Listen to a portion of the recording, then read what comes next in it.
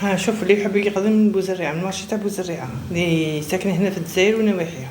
شوف الدجاج راهو 4 ب100,000. ها هاكا صغير بصح 4 ب100,000.